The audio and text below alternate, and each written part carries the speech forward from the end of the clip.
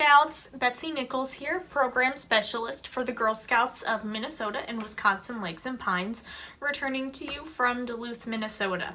This video is part 3 of 4 for the Mission Sisterhood journey, which is also known as the It's Your Story, Tell It journey for seniors. Before we dive in, let's get started with the Girl Scout Promise and Law. On my honor, I will try to serve God and my country, to help people at all times, and to live by the Girl Scout law. I will do my best to be honest and fair, friendly and helpful, considerate and caring, courageous and strong, and responsible for what I say and do, and to respect myself and others, respect authority, use resources wisely, make the world a better place, and be a sister to every Girl Scout. Great. So today we are going to kind of revisit the list of sisterhood issues that we made and talked about last week, because those are going to lead into a take action project for us eventually. And so with that list of sisterhood issues that we created last week, I want you to pull that back up again, or kind of remind yourself of what you were thinking about. And the question that I have for you is, which issues that you thought about could most benefit from our taking action with them in the community? So things that we are looking at that would make a great sisterhood project.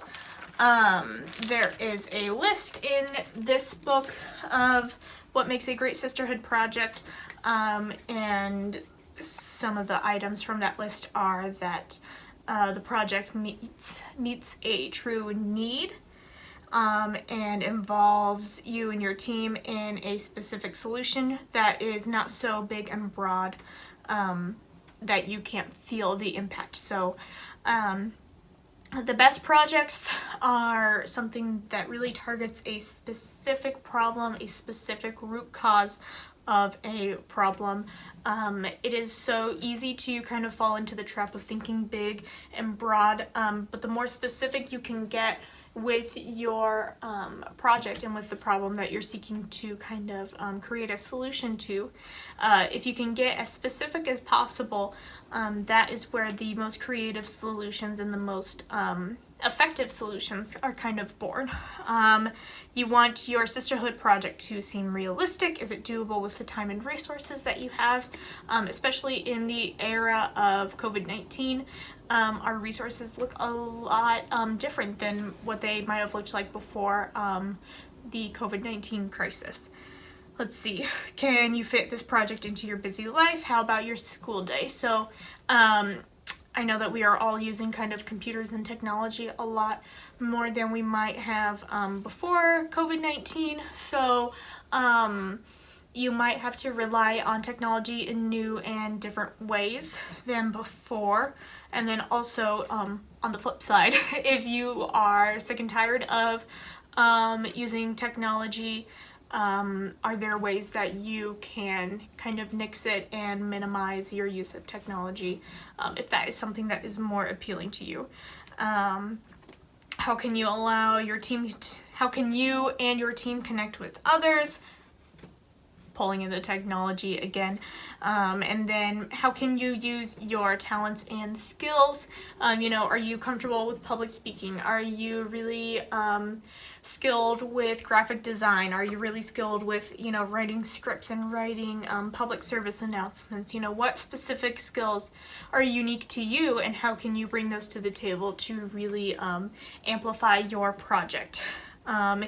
You want your project to educate and inspire others. You want your project to be sustainable, and basically we're asking the question, can the change that I start keep on going? So that's something that really plays into a sustainable project. Can this project let me practice advocacy, and how? And how can this project incorporate storytelling and creative expression? So that kind of relates back to using your unique talents and skills for creating this project. And so after kind of taking a moment to think about, examine, respond to those questions, then you can really start planning your sisterhood project. You know, what is the issue that you're going to kind of tackle? Why do you care about the issue? What is your goal? How will it benefit sisterhood, you know, as a broad kind of collective? And then you can kind of start going into the planning. Lots of stuff to take care of, lots of stuff to kind of tackle, so it can be, you know, a really daunting process. It can get stressful at times, and so what I wanted to talk about second is kind of how to take a break and take your mind off of that stuff. So for me personally, being separated from friends isn't anything new. I, you know, live in Duluth, Minnesota. I have, I think my closest friend geographically lives 2.5 hours away. So even before COVID-19, it was hard to see each other as much as we wanted to.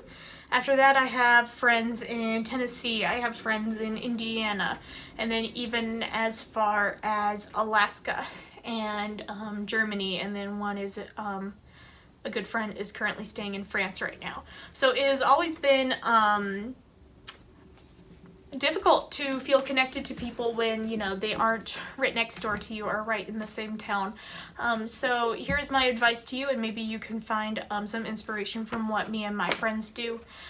Something that we've started doing, I mean, of course, we're always video calling, always, you know, messaging each other with things that we love and, you know, updating each other on our lives that way. But one of my friends had this really fun idea to kind of do different, like, projects together. So, a couple months ago, we all made the same loaf of, like, cake together. We made a little loaf cake. And so someone picked out the recipe. They said, hey, I've really been wanting to try this recipe for a tea cake.